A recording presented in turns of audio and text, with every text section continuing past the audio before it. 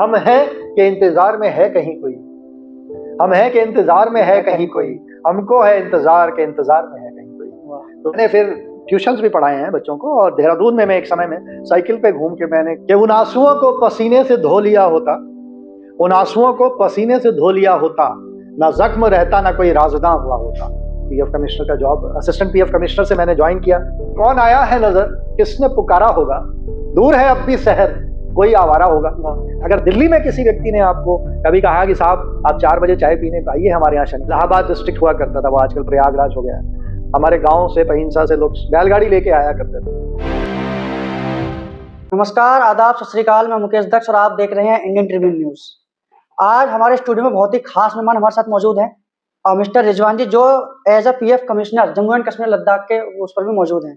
लेकिन आज हम इनसे एज अ पीएफ कमिश्नर नहीं, एज अ शायर या एज अ सामाजिक कार्यकर्ता और तमाम जो इनकी पर्सनल लाइफ है उसको डिस्कस करेंगे और आप लोगों तक पहुंचाएंगे कि कितना अच्छा ये लिखते हैं, कितना अच्छा ये बोलते हैं और कितना अच्छा ये करते हैं। तो सर शुरू करते हैं कि आपको जैसे लिखने का बहुत शौक है, सबसे पहले शायरी से शुरू करते हैं जी। एक दर्शकों के लिए हमारे पास शुरू हो जाए। देखिए, मैं साइकिलिस्ट हूँ और साइकिल चलाते चलाते जब पसीना आता है तो, और आंसू भी आ रहे हैं साथ में, उस मौजू पे पसीने का मतलब है हार्डवर्क से रिलेट करिए पसीने को, और आंसुओं को तकलीफ से, तो उस बात पे एक लाइन है कि उन आंसुओं को पसीने से धो लिया होता, उन आंसुओं को पसीने से धो लिया होता, ना जख्म रहता ना कोई राजदां हुआ होता। तो आपकी तकलीफ का किसी को पता नहीं चलेगा अगर आप अपने प्रॉब्लम को अपने हार्डवर्क से सॉल्व कर लेंगे। तो जैसा कि आपने कहा कि अपने दुख को आप हार्ड वर्क से जब सॉल्व कर लेते हो जी, तो इसी तरीके की जो आपकी जो दिक्कतें रही होंगी, आपके जो भी में भी कुछ दर्द आए होंगे, तो उसको उनको आपने कैसे सॉल्व किया? देखिए, आपके पास लाइफ में ना कुछ हॉबीज होना बहुत जरूरी है। आप दिन भर काम करते हो, बहुत सी परेशानियां। सबसे पहले तो मैं किसी के प्रति मन में दुर्भावना नहीं रखता हूँ। मेरा एक पर्सनालिटी ट्रेट्स हो सकता है मैं इमोशनल हूँ, हो सकता है मैं डांटता हूँ लोगों को, लेकिन व्यक्तिगत दुर्भावना नहीं रखता हूँ। हालांकि क्योंकि व्यक्ति कोई बुरा नहीं होता, उसके कार्य बुरे होते हैं, और आपको परेशान करने वाले लोग लाइफ में हर जगह मिलेंगे। तो आप कितना उस किसी पॉजिटिव चीज को देखते हो और कितना नेगेटिव, ये आप पे डिपेंड करता है। तो जैसे मैंने एक बहुत ही प्यारी लाइन ये पहाड़ों के लिए, और खासकर जो कश्मीर का क्षेत्र या जम्मू के जो बहुत से अच्छे इलाके हैं, किश्तवाड़, गूल, ये सब मैं देखता हूं, तो उनके ऊपर मेरी एक लाइन है कि बाहर बन के मिलो, बाहर बन के मिलो, बाहर बन के मिलो, बाहर बन के मिलो, और बाहर बन के मिलो कि जंगलों में है जनगणों की भीड़, सुगंध बन मुझे किसी ओपन में मिलो। तो लाइफ पहाड़ में होनी चाहिए। मैं बहुत पसंद करता हूँ, दक्सुम मेरा ड्रीम डेस्टिनेशन है, जहाँ मैं अक्सर जाकर रुकना चाहूंगा। मैं रुका भी हूँ एक रात वहां। ऐसी जगह पे लाइफ होनी चाहिए, ये मेरा व्यक्तिगत मानना है। तो जीवन में आपको देखिए, जब आपको कुछ होना नहीं होता, जब आप अपने थॉट्स, विचार आपके बहुत महत्वपूर्ण होते हैं कि आप कुछ खोना नहीं है, हारने के लिए खेलना। एक फिलॉसफी है मेरी कि मैं हारने के लिए खेलता हूँ। ये बड़ी अच्छी, मतलब ये मैंने पहली बार सुना है कि मतलब आप जैसे कह रहे हैं हारने के लिए खेलना है, इसको समझाओ जरा, ये बड़ा मजेदार ऐसा है कि एक क्वेश्चन है, पहले आया, एग्जाम में भी आया होगा, तो 1-2 आंसर उसके बिल्कुल सही होते थे। तो पहली स्टेज है कि हम जब यंग होते हैं, युवा होते हैं, तो बड़ा जोश होता है, तो हम जीतने के लिए खेलते हैं। बिल्कुल, ये उत्तर भी सही है। आप किस लिए खेलते हैं? जी, हम जीतने के लिए खेलते हैं। दूसरा उत्तर है कि मैं इंजॉय करने के लिए खेलता हूँ, केवल खेल को एंजॉय करने के लिए हम खेल रहा हूं मैं। तो ये जो दूसरा पहलू है कि एंजॉय करने के लिए भी आप खेल लिए।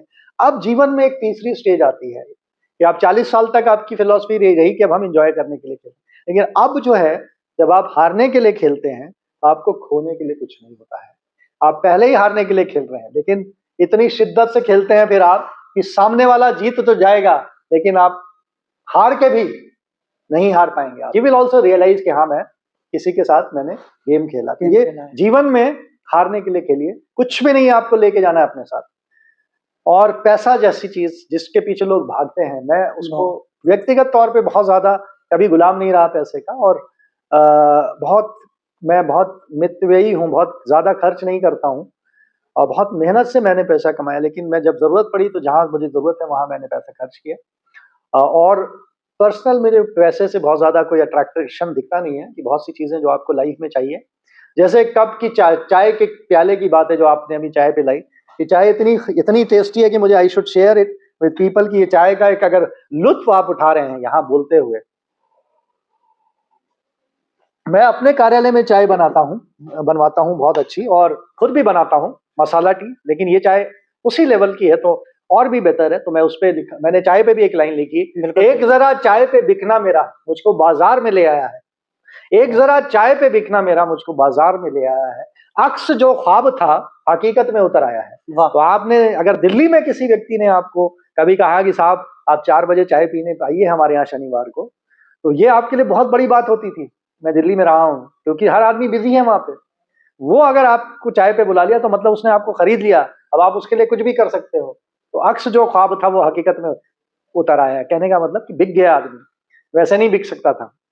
तो ये वाली लाइनें हैं, ये फिलॉसफी है लाइफ की, बहुत आनंद देती हैं। मस्त रहिए, खुश रहिए, हैप्पीनेस पे काम करिए, हेल्थ पे काम करिए। बड़ा ही मतलब खूबसूरत आपने कहा कि इंसान पैसों से नहीं भाव और स्वभाव से बिकता है। जी जी अच्छा, आपने 2 चीजें और बोली कि आप मतलब पैसे को इतना सीरियस नहीं लेते या मतलब जी। उस पे इतना वो नहीं चढ़ते। जी मैंने वो भी सुना आपका कि आप जैसे अभी साइकिल से भी चलते हैं आप, जी है ना, ज्यादातर जी वक्त अपना साइकिल पे। जी तो वो 2 चीज को डिनोट करता है कि एक तो आप फिजिकल फिटनेस की तरफ अवेयर है, जी ठीक है, दूसरा पैसे को उतना भाव ना देना, जी स्वभाव को ज्यादा भाव देना। जी अच्छा, अब आपने जो बताया कि जो परेशानियां मेरे को भी रही हैं, परिवार की कोई ऐसी परेशानी जो आप मतलब डिस्कस करना चाहें हमारे साथ कि हाँ, एक टाइम था मेरे को पैसे की नीड थी और नहीं रहा, मैंने कैसे मैनेज किया, उस टाइप से? नहीं, परेशानी तो नहीं कहूंगा, चैलेंजिंग समय रहते हैं। तो हम लोग, जॉब नहीं मिल रहा था हम लोगों को, मैं बहुत देर से नौकरी में आया, सरकारी नौकरी मुझे 29 साल में मिली। तो पेरेंट्स का बड़ा सपोर्ट था, फैमिली का भी सपोर्ट था, सभी का, भाइयों का, बड़े भाई हमें बहुत सपोर्ट करते, सभी भाई। तो मैंने फिर ट्यूशंस भी पढ़ाए हैं बच्चों को, और देहरादून में मैं एक समय में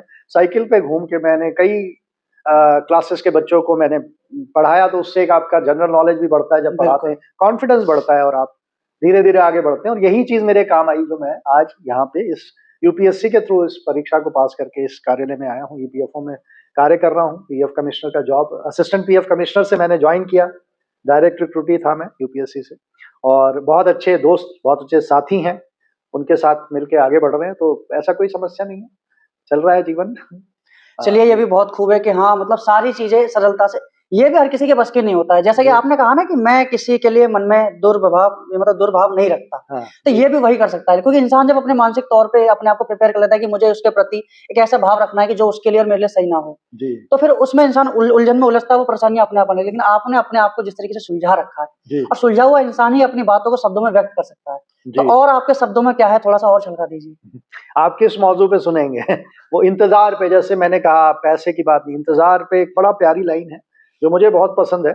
40 साल पहले की कहानी है, जब हम लोग छोटे थे तो गांव जाया करते थे, तो वहाँ ट्रेन से, देहरादून से हम मसूरी से, झड़ीपानी में एक बहुत छोटी सी जगह, वहां से इलाहाबाद डिस्ट्रिक्ट हुआ करता था, वो आजकल प्रयागराज हो गया है।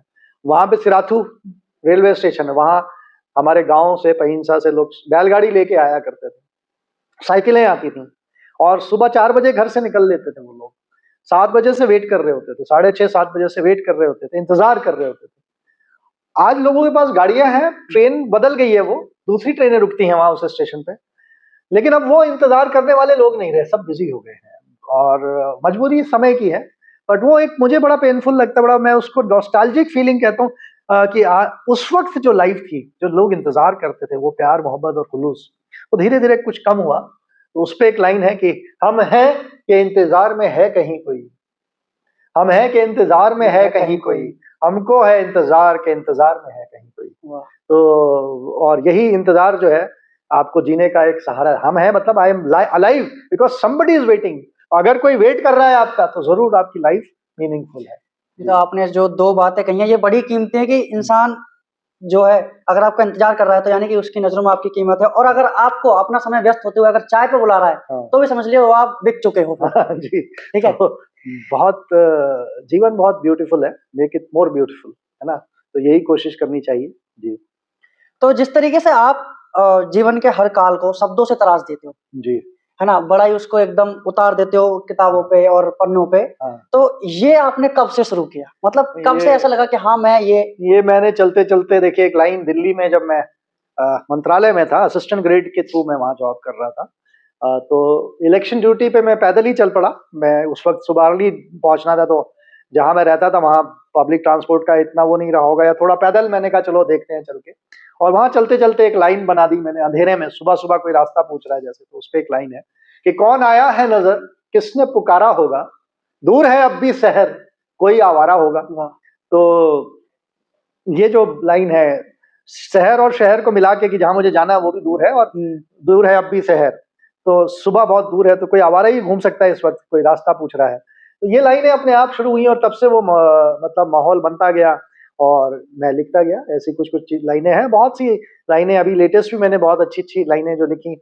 एक बहुत इंपॉर्टेंट लाइन जो बहुत जरूरी है, वो मैं इसलिए क्योंकि जो पैसे के ऊपर बात है, जरूरतों और पैसे को मिलाते हुए एक लाइन लिखी है कि जिंदगी में क्या चाहिए। तो वो मेरी फिलॉसफी है, आप उससे अग्री और डिसएग्री दोनों कर सकते हैं, मैं बिल्कुल फ्रीली बोल रहा हूं, बट मेरा ये कहना है कि जरूरत है जिंदगी को, जिंदगी की जरूरत है, जिंदगी को जिंदगी की, जिंदगी भर की जरूरतें जिंदगी तो नहीं।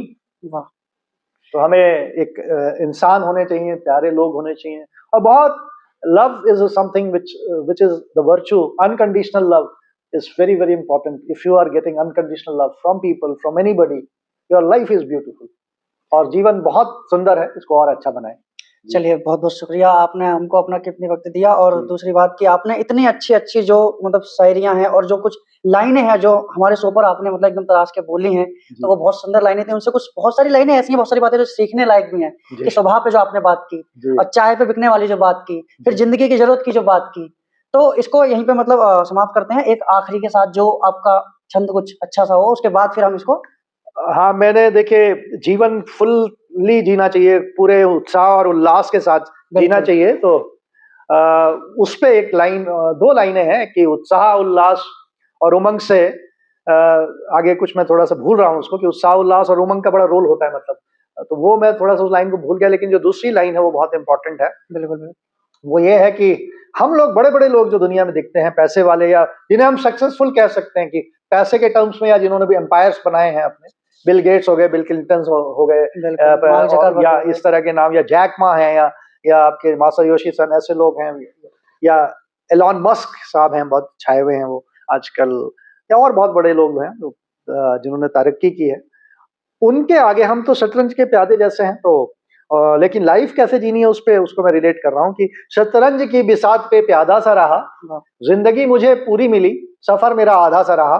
तो ये काम मत करिएगा, जिंदगी पूरी मिली है, सफर भी पूरा करके जाएं। Live your life to the full extent. Thank you very much. तो इसी तरीके के तमाम और शो देखने के लिए सब्सक्राइब कीजिए हमें, हम आपके लिए ऐसे अच्छे अच्छे शोज लाते रहते हैं। इसी शो में आज के मैं इतना ही, बहुत बहुत धन्यवाद, बहुत बहुत शुक्रिया।